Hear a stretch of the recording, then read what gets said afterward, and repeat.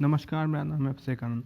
ऐसा बहुत सारे रेसलर के साथ होता है कि जब उनका पीक आता है एक ड्रॉ के तौर पर, पर्सनैलिटी के तौर पर, और जब वो मेंटली रेसलिंग को समझने लगते हैं, साइकोलॉजी को समझने लगते हैं, तब उनका फिजिकल पीक समाप्त हो जाता है, क्योंकि उन्होंने अपने यूथ में इतना ज़्यादा फिजिकली अपने आप को अब्यूज़ किया था कि वो तुरंत उसका असर तो नहीं पड़ता है।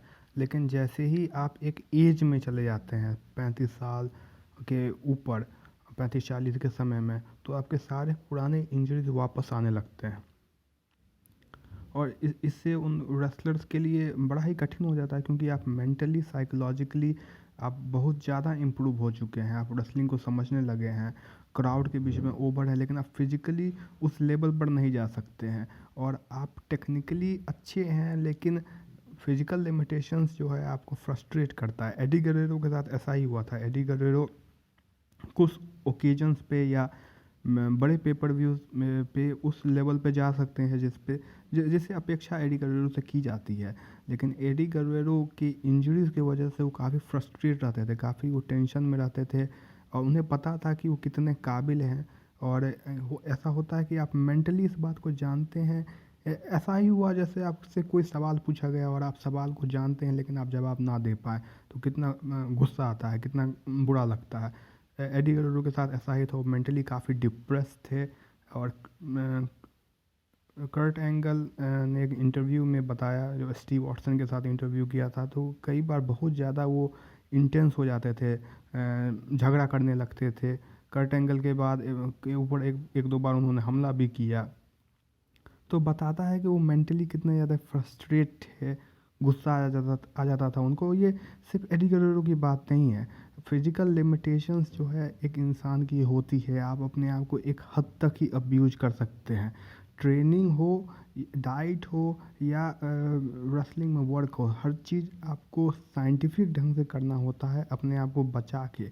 अगर आपने अपने आप को फिजिकली बहुत ज़्यादा अब्यूज़ किया, तो जब आपका प्राइम आएगा तब हो सकता है कि आप फिजिकली उस लेवल के ना हो। स्कॉट स्टाइनर के साथ भी ऐसा हुआ।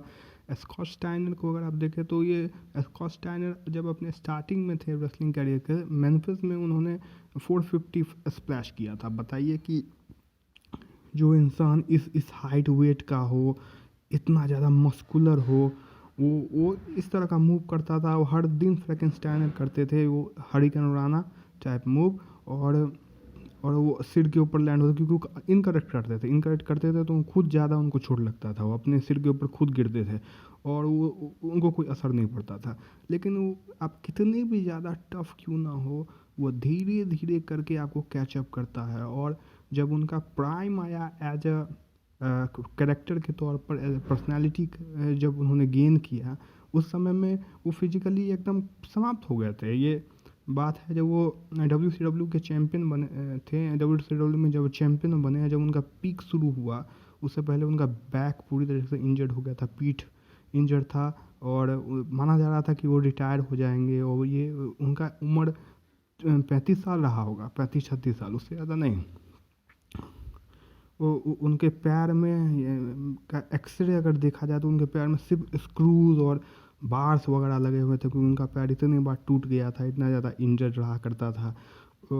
छाती का मसल जो है, पैक, वो टोन हो गया था। और वो टैटू भी उन्होंने बनाया था, वो उसको कवर अप करता है। स्कॉट स्टाइनर के छाती पर अगर आप टैटू को देखें, तो स्कॉट स्टाइनर का प्रोमो और पर्सनैलिटी बाद में वो ओवर तो हुए, लेकिन उन्होंने अपना फिजिकल पीक छोड़ दिया था। उनका जो रेसलिंग स्टाइल था, जब वो टैग टीम में हुआ करते थे, बहुत ही टफ और बहुत ही हार्ड रेसलिंग स्टाइल था।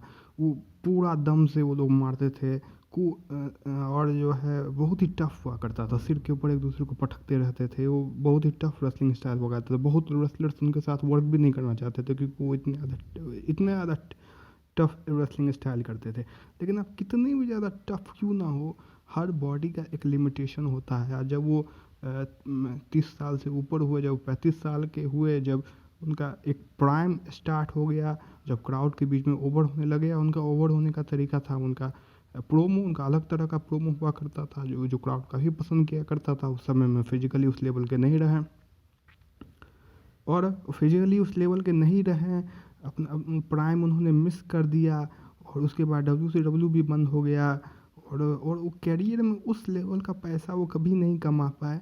और यह भी वजह है कि अब 55 साल होने के बावजूद भी वो ओकेजनली रेसलिंग करते हैं। 1-2 साल पहले उन्होंने TNA में रेसलिंग भी किया था, और मज़ेदार बात ये है कि आज भी वो फ्रीक है, आज भी वो फ्रैंकेनस्टाइन कर रहे हैं। और उस तरह का शेप तो बिल्कुल नहीं है जिस तरह का शेप स्कॉट स्टाइनर से अपेक्षा की जाती है। लेकिन आप 55 साल में उस तरह का बॉडी हो भी नहीं सकता है, ये संभव ही नहीं है। लेकिन आज भी वो फ्रैंकेनस्टाइनर कर रहे हैं, तो आज भी उसी ढंग के वो पागलपन उनके अंदर है। वैसे रेसलिंग कम्युनिटी में वो मानो ब्लैक लिस्टेड से हैं, क्योंकि उनके कमेंट्स जो हैं वो उस समय के अनुसार 90s में उतना ज़्यादा लोग सेंसिटिव नहीं हुआ करते थे, या हाइपर सेंसिटिव नहीं हुआ करते थे। आज के दौर में उनके कमेंट्स को लोग सीरियसली लेते हैं, और लोग ज़्यादा सेंसिटिव है। सोशल मीडिया का युग है। और हल्क होगन को कुछ समय पहले उन्होंने मारने की धमकी दी थी, तो इस तरह के धमकियों की वजह से भी उनको ब्लैक लिस्ट किया गया। और उन स्कॉट स्टाइनर जिस तरीके से बोलते थे, महिलाओं को लेके बोलते थे और बाकी लोगों को लेके बोलते थे, आज के दौर में कोई बोलेगा तो उसको कंपनी निकाल देगा। लेकिन उस समय में अलग तरह की रेसलिंग हुआ करती थी, और ये अच्छा और बुरा दोनों है। अच्छा इसलिए है रेसलर्स के लिए क्योंकि आप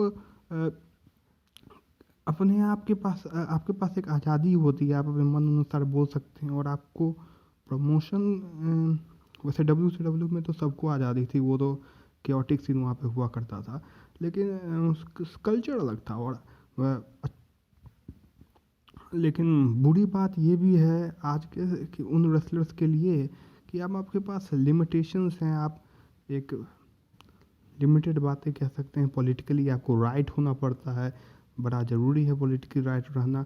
बिज़नेस भी बदल चुका है, अब बिज़नेस का मॉडल भी बदल चुका है। अब रेसलिंग प्रमोशंस, पहले रेसलिंग को वैसे भी बड़े नीची नज़र से देखा जाता था, आज भी नज़रिया तो नीचा ही है लेकिन देखने का।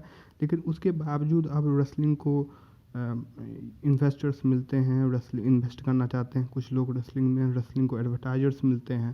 तो रेसलिंग के लिए उस तरह के लोगों को बर्दाश्त कर पाना मुश्किल है। 2020 में आप ऐसा कर भी नहीं सकते जब आप इतने बड़े कंपनी है। किसी भी रेसलिंग कंपनी के लिए मुश्किल है, खास करके WWE AEW type wrestling company के लिए। धन्यवाद।